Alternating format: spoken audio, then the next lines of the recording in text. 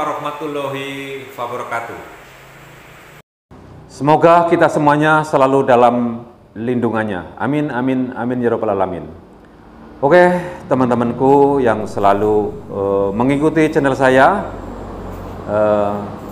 Saat ini saya datang ke Serandil, yaitu tepatnya di Desa Gelembang Pasir, Kecamatan Adipala, Kabupaten Cilacap. Sengaja saya akan mengumpas tuntas misteri Gunung Serandil yang selama ini banyak masyarakat yang belum paham. Nah, kali ini saya bersama Ibu Risma dari Gendasari, Kecamatan Kroya, dan Bapak Muslim dari Pucung Kidul, yaitu Kecamatan Kroya juga. Dan narasumber ini sudah begitu paham tentang Serandil, akan saya mintai waktu untuk menjelaskan tentang misteri Serandil. Dan juga sebelumnya saya ucapkan terima kasih kepada teman-teman yang selalu mengikuti channel saya, yang selalu mendukung saya, yang sudah subscribe, yang belum, saya ucapkan terima kasih. Amin ya rabbal alamin. Mari kita ikuti bersama apa isinya misteri Gunung Serandil. Dan ini akan dijelaskan mendetil ya tentang asal-usul Semar dan perjanjian Semar. Oke, Sang Pamong atau Ponokawan, pendamping kaum kesatria dalam cerita pewayangan Jawa.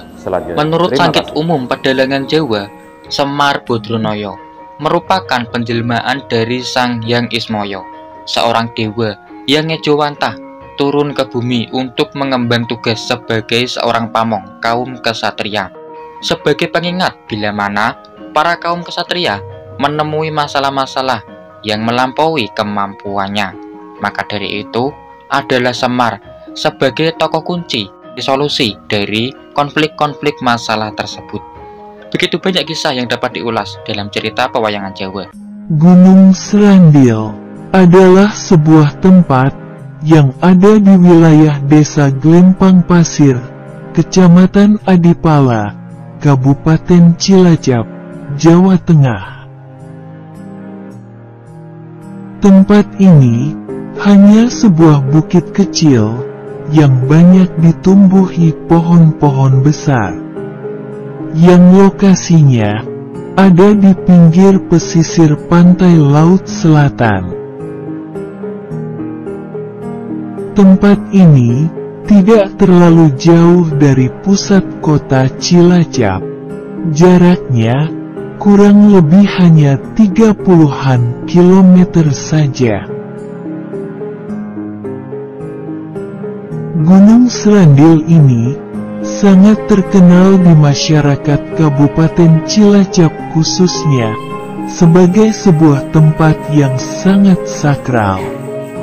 Karena di kawasan Gunung Serandil ini terdapat banyak sekali petilasan maupun makam-makam para leluhur yang sangat dihormati dan yang dipercaya bisa mendatangkan berkah. Juga banyak yang percaya bila berdoa di salah satu petilasan atau makam yang ada di tempat ini dapat mengabulkan segala sesuatu yang diinginkan. Sehingga setiap harinya selalu ada saja orang-orang yang datang ke tempat ini, baik hanya untuk sekedar berziarah, dan tidak sedikit orang-orang yang datang ke tempat ini punya tujuan lainnya. Di antaranya adalah mencari pesugihan. Beberapa tempat petilasan atau makam-makam para leluhur yang ada di kawasan Gunung Serandil ini, di antaranya adalah makam Eyang Sukmo Sejati, makam Gusti Agung Murohidi, Nini Dewi Tanjung Sekarsari, Eyang Semar, atau Kaki Tunggul Sabdo Jatidayo Amenggrogo, petilasan Juragan Dampu Awang, petilasan Eyang Langlang Buwana, dan petilasan Eyang Mayangkoro atau Hanuman.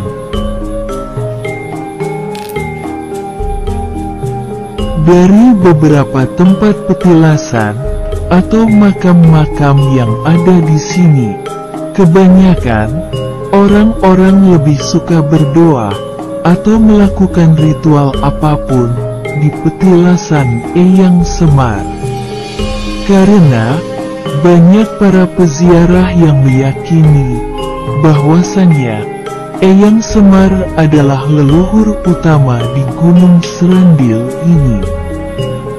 Juga seperti diketahui bahwasannya sosok Eyang Semar adalah sosok yang diyakini oleh sebagian masyarakat Jawa sebagai leluhurnya tanah Jawa. Eyang Semar dipercaya juga sebagai manusia setengah dewa atau Kawulo Ajiwo Batoro. Dan dari beberapa ritual yang sering dilakukan oleh para peziarah di tempat ini, selain bersemedi di salah satu petilasan atau makam adalah melakukan ritual mengitari atau mengelilingi Gunung Serandil ini. Dan ketika mengitarinya harus dilakukan saat tengah malam, dan harus berjalan dengan cara berlawanan arah jarum jam. Dan jangan lupa, mengitarinya dilakukan minimal 3 kali putaran, atau hitungannya harus ganjil. Juga, ketika dalam perjalanan mengitari Gunung Serandil ini, kita harus selalu memanjatkan doa, atau sambil mengungkapkan apa yang ingin diwujudkan. Karena, dengan berjalan mengitari kawasan Gunung Serandil ini saat tengah malam, diharapkan bisa berpapasan dengan penunggu gaib yang ada di Gunung Serandil ini. Sehingga, bisa ikut mengamini doa kita. Dan biasanya, tempat ini ramai didatangi oleh para peziarah saat memasuki bulan Suro.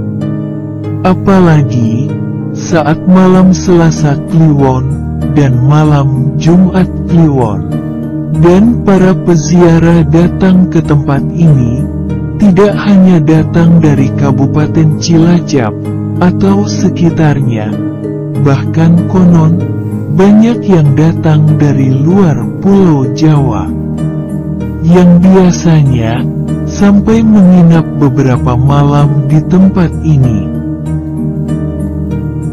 Menurut salah satu juru kunci Gunung Serandil, nama Serandil ini mempunyai arti dari kata sarono atau sarana, dan dari kata adil, yang berarti, nama Serandil ini adalah menjadi tempat mengasah diri agar bisa adil.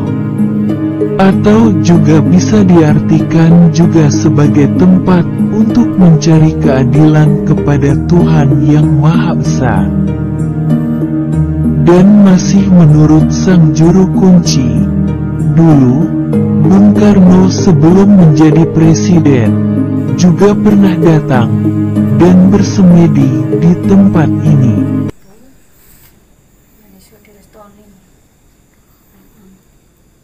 Ngawali onom men ngerti apa sejatine tangan 1000 kudune ngopo luhur punden sing bakale muncul mengkongkone ngayomi menungsa sing bakale arep metu tataran sing diimpi-impikno nang jagat iki. Iki yo enggal-enggal muncul apa sing digarepke jagat iki lan menungsa sing wis nunggu-nunggu. Istune ya restu. Wis.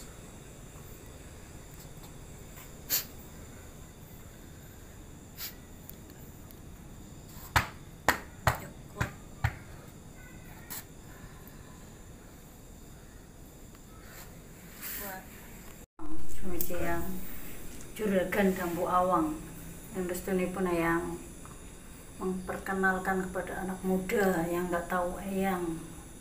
Makanya ini Juragan Dampu Awang dulu dari negeri seberang, Malaysia atau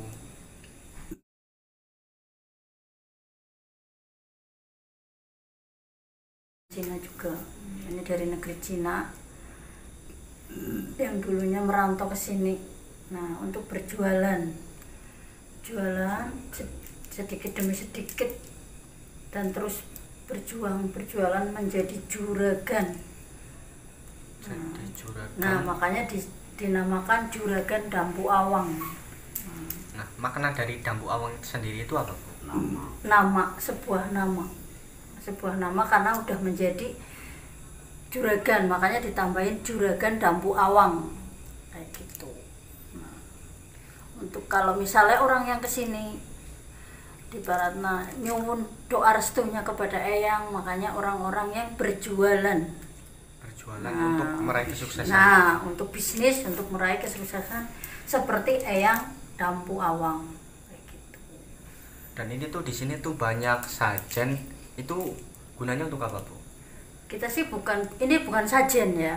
Ini di Baratna, apa yang kita minta di Baratna, kita memberi sedikit rezeki untuk kita, karena kita mau minta di Baratna pertama kepada Yang Kuasa. Nah, ini Eyang itu untuk lantaran.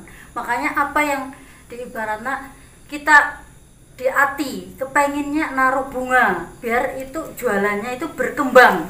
Nah, terus di Baratna air degan. Nah, itu agar nyampe kepada tujuan, bukan di Baratna sesaji. Nah, bukan sesaji untuk Eyang Dampu Awang untuk ini bunga biar berkembang apa yang menjadi di Baratna impian kita. Nah, kalau kita ikhlas, kalau kita di Baratna ikhlas untuk itu, nah kita kan mau meminta. Nah, itu sebagai pelantara, bukan sesaji kayak gitu. Maksud. Nah, kadang-kadang orang kan salah tafsir, salah persepsi, karena ini sesaji di Baratna, ini musyrik kayak gitu. Enggak, ini kan di Baratna bunga itu dari Yang Maha Kuasa. Nah, pewangian yang asli. Kalau misalnya di Baratna semprotan itu yang wangi-wangi itu kan udah dibikin dari manusia. Nah, kalau ini bunga untuk berkembang. Nah, ataupun pikiran berkembang, ataupun hati berkembang, ataupun di Baratna kita jualan berkembang. Nah, menjadi, makanya di Baratna Eyang Dampu Awang adalah perkembangan yang luar biasa di negeri Indonesia ini, karena dia orang Cina. Nah, berusaha di sini terus jadi, makanya ini petilasannya Eyang Dampu Awang. Cukup? Nah, salam rahayu yang matur nuwun. Mbak Sugeng. Assalamualaikum. Rahayu.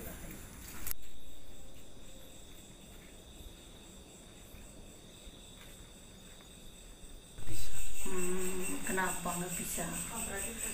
Karena belum plong pikirannya ya. Belum, masih kepikiran sesuatu deh. Ini tuh asal usulnya tuh gimana, Bu? Eyang Semar ini. Ini tuh asal usulnya gimana, Bu? Eyang Semar dulunya itu gimana? Asal usulnya itu gimana? Sekarang saya melempar ke Bapak. Silakan Pak, terangkan Pak. Asal usul Eyang Semar. Jadi kalau Eyang Semar itu kan kita belajar dari sejarah dulu dari Adam Hawa ya. Dulu adanya Adam dan Hawa, itu Hawa minta kepada Tuhan Yang Maha Esa, Yang Maha Kuasa, akhirnya keluarlah telur. Nah, telur sama si Hawa itu dilempar karena nggak terima, nggak karena dipancak sama istilahnya makhluk lain, terus oleh makhluk lain ini dimintakan kepada yang kuasa supaya dicipta jadi manusia. Ya, setelah jadi manusia akhirnya timbul dari 3 semar. Yang cangkang itu dari Togok, Tejo Mantri, terus putih-putihnya itu dari Semar, yang Ismoyo, terus kuning-kuningnya itu dari Bedol Guru,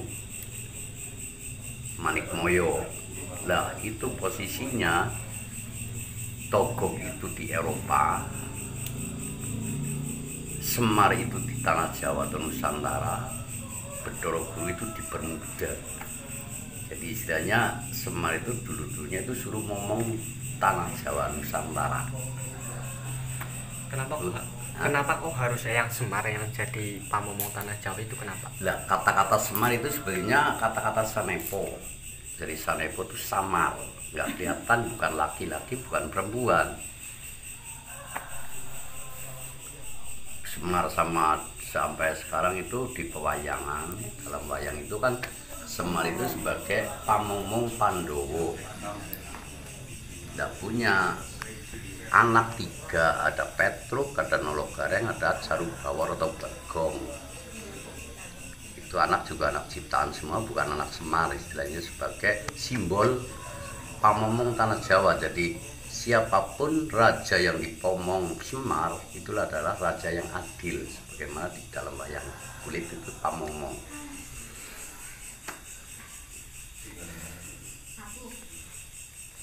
Kekuatannya yang Semar tanpa tanding. Kekuatannya tanpa Semar itu jadi istilahnya untuk kebenaran. Untuk kebenaran, kejujuran. Nah, siapa yang jujur pasti diayomi.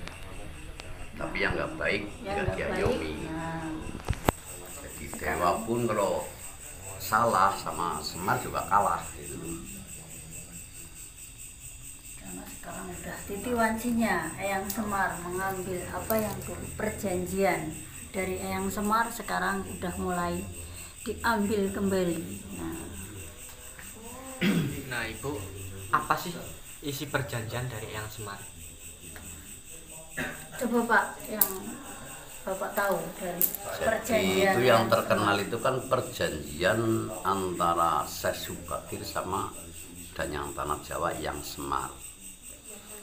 Yang Subakir istilahnya terjadi tok di sini mau menyiarkan Islam. Karena di sini di Indonesia itu udah punya agama dasar, yaitu agama Budi. Budi itu budi pekerti yang baik. Iya. Istilahnya agama Budi itu agama budi pekerti yang baik. Udah istilahnya udah budi pekerti luhur itu. Lah yang Subakir datang mau nyiarkan, ceritanya mau nyiarkan Islam. Akhirnya minta ini, terjadilah tes pergulatan lah, pertarungan. Itu ceritanya pertarungan 40 hari 40 malam tidak ada selesainya. Akhirnya terjadilah perdamaian rundingan. Oke, akhirnya Semar yang mana sama yang Subakir ngalah. Oke, situ saya kasih izin dengan catatan jangan meninggalkan budi luhur atau adat istiadat yang sudah ada. Kalau itu ditinggalkan akan 500 tahun lagi akan saya tagih. Itu ceritanya gitu. Perjanjian itu makanya sekarang udah sampai saatnya Eyang Semar ibaratnya menagih janjinya yang dulu berjanji sama Syekh